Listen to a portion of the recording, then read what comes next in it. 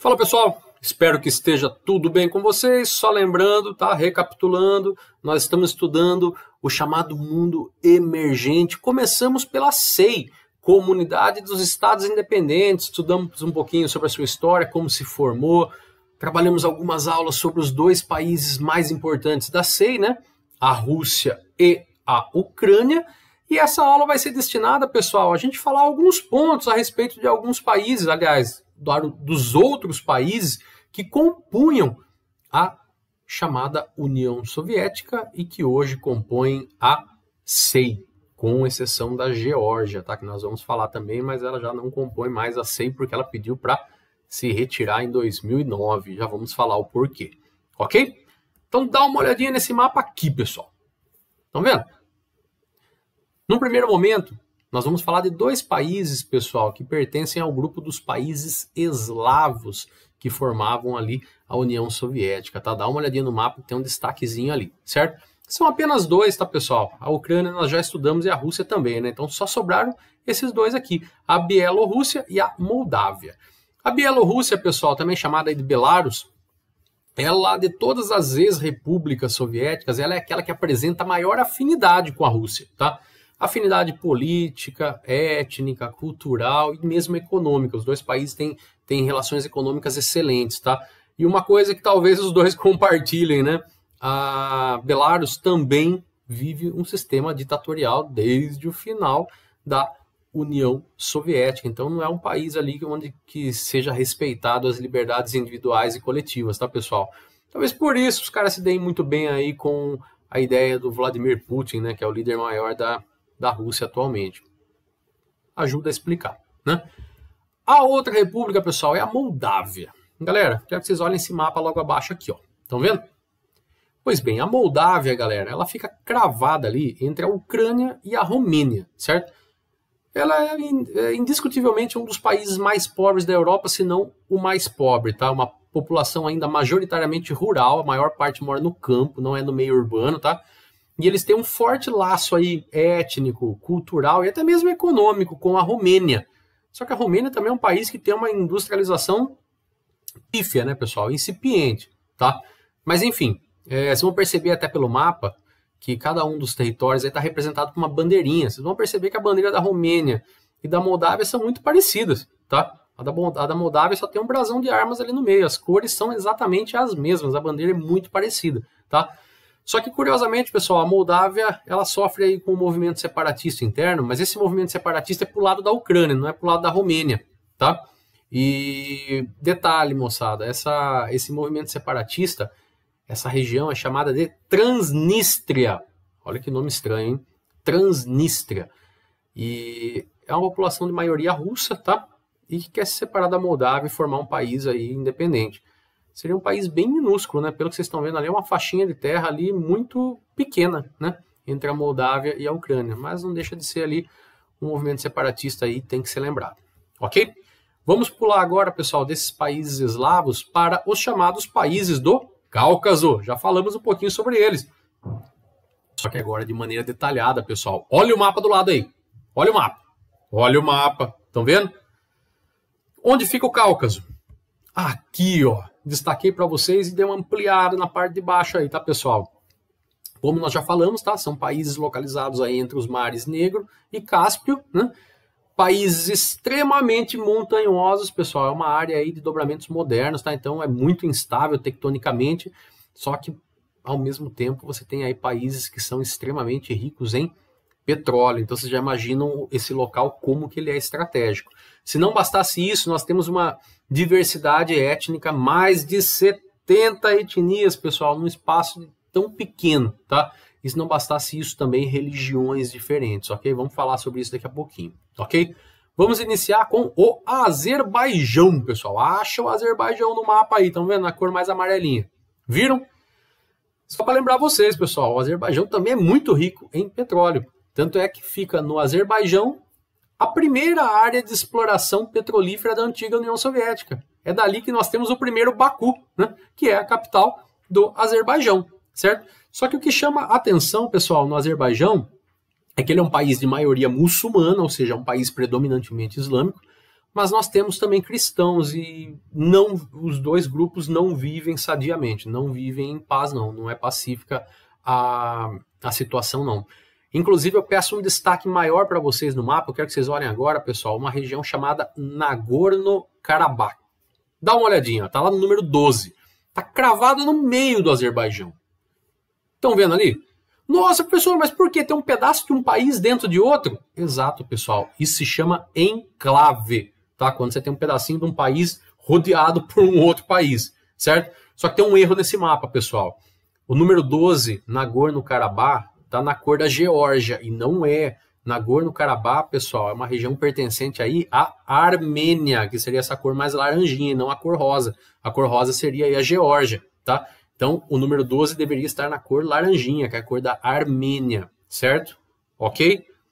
Detalhe, pessoal, Nagorno-Karabakh, número 12 que vocês estão vendo aí, é uma área predominantemente cristã, encravada num país de maioria islâmica. Então, vocês imaginem o tamanho do conflito, pessoal, por essa região aí, tá? O Nagorno-Karabakh vem buscando a sua independência, pessoal, tá? Inclusive até da Armênia e do Azerbaijão, para buscar ali ser um país com soberania, né? O país chamaria-se Artsakh, tá? Eles reconhecem a origem armênia, só que estão querendo seu processo de independência, tá? Então olha que doideira, né? Os caras são cristãos, maioria cristã, rodeado por um país islâmico e quer a independência da Armênia, que também é um país cristão. Olha que doideira, tá, pessoal? Aliás, por falar em Armênia, vamos colocar o mapinha dela aí, ó. Vamos colocar a bandeira dela, né? A Armênia, como eu falei para vocês, é um país de maioria cristã, pessoal, e passou por um processo há praticamente um século atrás, muito triste, um episódio muito triste da história da humanidade, né? Em 1915, ocorreu ali um genocídio patrocinado pelo governo turco-otomano na época, e muitos cristãos foram literalmente arrasados, mortos, tá?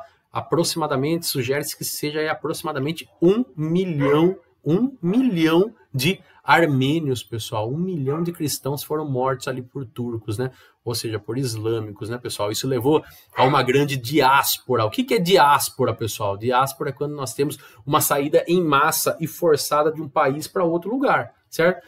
É nessa brincadeira aí que nós tivemos muitos armênios chegando até os Estados Unidos, até a Argentina e até o Brasil, pessoal. O Brasil tem uma comunidade armênia muito forte e muito significativa, ok? E por último, galera, a tal da Geórgia, que é aquele mapa ali de baixo, ali tá na cor rosinha, né? A Geórgia faz fronteira com a Rússia, certo, pessoal? E ela sofre internamente com dois processos, com dois movimentos separatistas. Um na região da Abcásia e outro da Ossétia do Sul. Essas duas regiões são pró-Rússia, pessoal, ou seja, querem a sua independência para se juntar com a Rússia, certo? Querem independência em relação à Geórgia para poder se juntar com a Rússia, certo? Só que lá em 2008, a Rússia fez a mesma coisa que fez na Ucrânia, pessoal. A Rússia invadiu o território da Geórgia para garantir a liberdade da Abcásia e da Ossétia do Sul. E isso, obviamente, que não foi bem aceito aí pela Geórgia, e a Geórgia optou por sair da comunidade dos estados independentes por causa disso. E lógico que ela criou uma situação de litígio com a Rússia. E uma situação de medo também, por que não? Porque a Rússia é a segunda maior potência militar do mundo. E o que é a Geórgia? Um nada. Geograficamente falando, militarmente falando. Não é à toa que a Geórgia tenta, pessoal, negociar com os Estados Unidos a entrada na OTAN, que é a Organização do Tratado do Atlântico Norte, que é aquele acordo de defesa coletiva entre os países ali da Europa Ocidental, os Estados Unidos, os países do Norte, né, depois da Segunda Guerra. Certo? Ok? Tranquilos? Vamos agora para a última porçãozinha aqui, pessoal. Os países da Ásia Central. Olha o mapa aí, cara. Ó, olha o mapa aí. Viu só? A Ásia Central, galera. Formada aí, ó, por Cazaquistão, Quirguistão, Tadiquistão, Turcomenistão e Uzbequistão, certo? São esses os 5 países, todos eles com nomes muito estranhos, mas eles têm similaridades, pessoal, eles são muito parecidos, digamos assim. Por quê? Todos são repúblicas muçulmanas, ou seja, todos são predominantemente islâmicos, certo? Todos são ricos em petróleo e têm no seu subsolo oleodutos e gasodutos. Então isso já torna essa região estratégica. Todos vivem em sistemas ditatoriais de governo, pessoal. Nenhum deles usufrui de democracia. Todos apresentam baixo padrão de vida, baixo IDH. Não é à toa que, graças a toda essa configuração física e social, eles são chamados aí de povos das estepes, ou seja, povos aí do clima semiárido. O que vem chamando mais atenção, pessoal, nesses países aí da Ásia Central, é a questão que eu acho que muitos já ouviram falar, do chamado Mar de Aral. O Mar de Aral, pessoal, até então ele era aí um dos maiores mares fechados do mundo, tá? Ele é alimentado por 2 rios, ou seja, ele está numa área depressiva, certo? Ele acaba sendo alimentado pelas águas de 2 rios. Dá uma olhadinha no mapa aqui de baixo, ó. É o rio Sirdarya e o rio Amurdarya. Dá uma olhadinha, estão vendo? Viram só?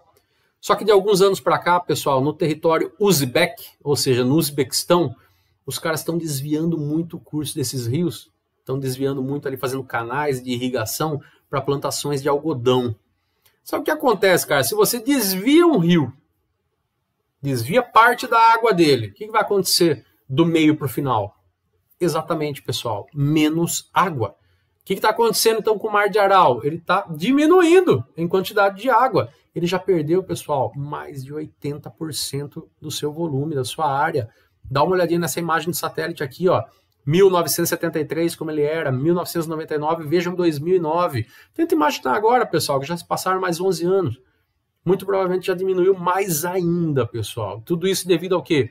Desvio desses 2 rios, pessoal. Olha a situação degradante, pessoal. Isso que vocês estão vendo são embarcações que acabaram ficando ali, foi deixado de lado, e estão lá como uma prova de que um dia ali existiu um mar fechado e que, entre aspas, existiu vida, tá? Hoje é uma área seca, pessoal, porque essa região, como nós falamos, é uma região ali de clima semiárido. Então, a partir do momento que você desvia o rio, esse mar fechado ele acaba sendo não alimentado por água alguma. Soma-se a isso um processo de evaporação, esse mar fechado está literalmente sumindo do mapa. E isso gera impactos tanto de ordem ambiental como social, tá? Ambiental porque quando ele começou a diminuir de tamanho, de volume, consequentemente, pessoal, como ele tem ali um pouco de sal junto, concentração de sal, se você tem menos água, teoricamente a água ficou mais salgada. Algumas formas de vida começaram a morrer, tá? Isso acaba atrapalhando o quê? Comunidades de pescadores que moravam ao entorno, que tiveram que deixar suas casas, deixarem as vilas e procurar novos locais para morar. Impactos de ordem social. Certo? Beleza? Moçada, encerramos então aqui, estudamos bastante aí sobre SEI, sobre Rússia, sobre Ucrânia, hoje aí os demais países, né, os demais países eslavos do Cáucaso, agora da Ásia Central. Estou à disposição de vocês, por favor, me procurem, vamos tirando essas dúvidas aí. Abração para todos e até a próxima!